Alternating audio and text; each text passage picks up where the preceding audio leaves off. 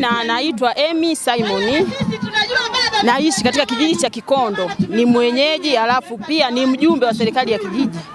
Kwa hali hii tunashukuru na kupiga magoti kumuomba kwamba asante sana Samia kwa kutupatia kiongozi na kijana ambaye ni shupavu kuja kutusikiliza sisi kero zetu sisi wananchi.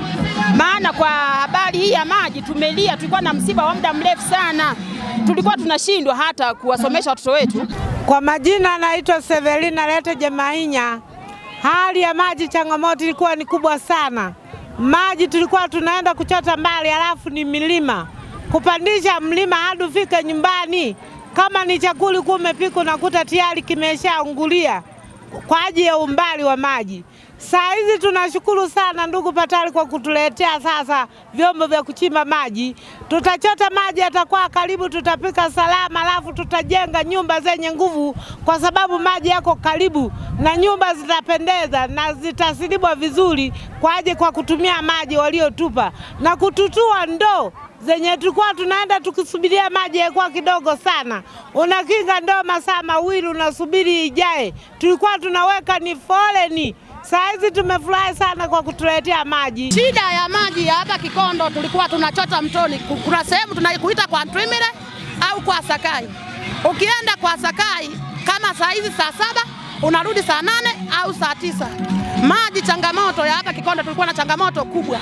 Kwa kweli ndugu viongozi, tunawashukuru sana kwa kutusaidia kutuchimbia maji. Tunamshukuru hata mama kwa kutukumbuka, huku ni kijijini, najua ni kijijini, kwa kutukumbuka. Tunamshukuru sana mama. Tunajua hata miaka mingine mkituita kupiga kula tutapiga kwa sababu mmetusaidia. Changamoto nyingine ya maji, hata kufua nguo ilikuwa ni tabu, ilikuwa ni shida, tulikuwa hatufui kwa wakati nguo kwa sababu ya changamoto ya maji. Kwa hiyo tunaishukuru serikali yetu kwa kutuchimbia maji. Samia oye!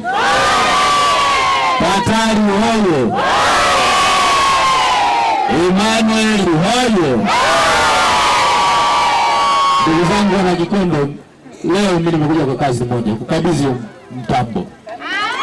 Na mtambo mwingine kama walivyosema wenzangu, ulipata kidogo njiani, mitambo iko miwili, utafika hapa sio muda mrefu, kazi ianze maana hapa.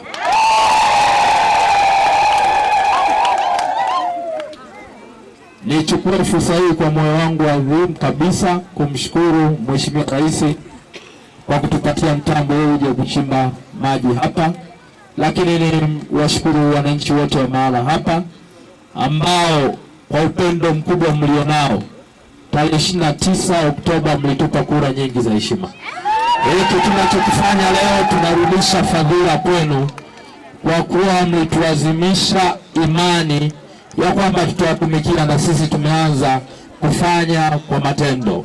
Ni kwamba tutachimba kisima chenye urefu wa mita 180, alafu vile vile tutapima wingi wa uwezo wa kisima pamoja na kuangalia ubora wa maji tutakayoyapata endapo tutayapata ya kutosha.